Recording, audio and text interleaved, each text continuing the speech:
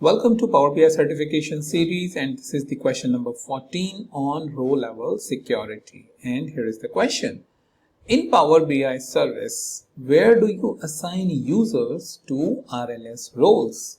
So after applying security, you need to assign the users as well. Well, you assign in Power BI desktop, in Power BI admin portal, in dataset settings, in report settings. So if you have done this work, you should know the answer, but if you have not, then definitely you need to look into your skills and improve it on the RLS side. So if you want to attempt more questions like this, then I have created a question bank with these 60 questions. And it is a mix of DAX, data modeling, visualization, Power BI service, queries, and so from all the different perspectives with which you will be tested on the Power BI exam. So that is something you can basically buy from the link that I have given down below.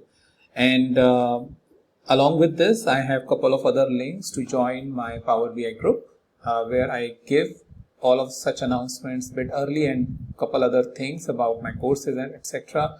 So that you can join and get an advantage over there. Secondly, I have another link where I keep all of my Power BI videos in a Google Sheet so that you can easily access all of the videos. So I hope you will find this information useful. With that, thank you so much. I'll meet you in the new video with a new topic.